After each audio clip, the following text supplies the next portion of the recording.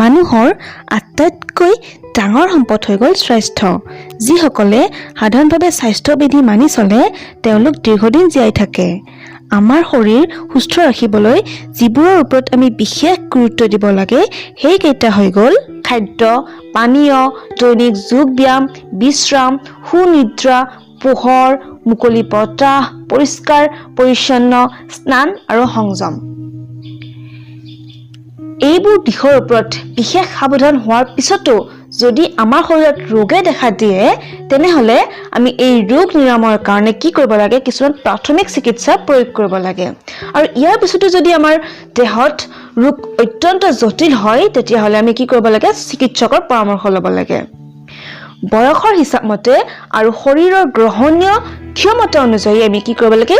সম্ভৱপৰ পুষ্টিকৰ আৰু লঘুপ্ৰাচ্য খাদ্য খোৱা উচিত। খাদ্য খোৱাৰ সময়ত পানী নাখাই খোৱাৰ আধা ঘণ্টাৰ পিছত পানী খাব লাগে।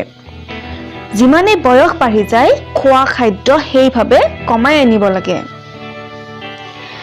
পানী আন এটা নাম হৈ গ'ল জীৱন। পানীৰ অবিহনে প্ৰাণী কেতিয়াও জীয়াই থাকিব নোৱাৰে। সকলোৱে বিশুদ্ধ পানী খোৱাটো খুবেই জৰুৰী। তাৰপিছত হৈ গ'ল মুকলি বতাহ। মুকলি বতাহ নাপালে দেহ সুস্থ হৈ নাথাকে।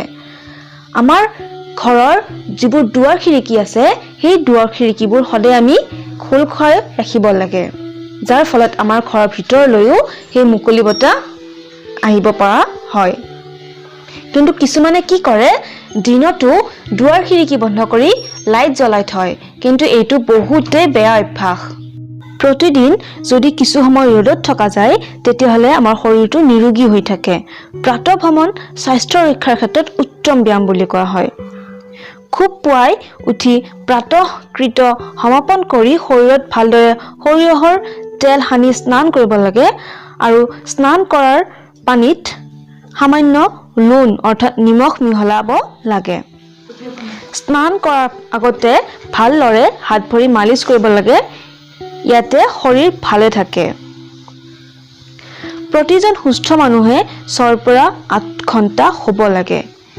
কিন্তু ৰোগী বা শিশুৰ বাহিৰে সুস্থ ব্যক্তি কেতিয়াও দিনত শুব নালাগে। মল-মূত্ৰ বেছি সময় চেপি ৰাখিব নালাগে। এইটো আমাৰ স্বাস্থ্যৰ কাৰণে বহুতেই অনিষ্টকাৰী হয়। গতিকে বন্ধুসকল, আপোনালোকে দেখিলে যে মোৰ যিবোৰ টিপছ সেইবোৰ একদম চিম্পল আৰু এই টিপছবোৰ অনুসৰণ কৰাৰ ফলত আপুনি দেখিব যে আপুনি এটা সুন্দৰ লাইফ উদযাপন কৰিব পাৰিব, এটা সুন্দৰ সুস্থ লাইফ উদযাপন কৰিব পাৰিব।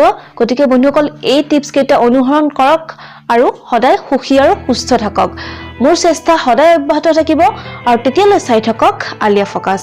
গতিকে বন্ধুসকল, আজিলৈ আৰু বিশেষ নকওঁ। আজিলৈ ধন্যবাদ।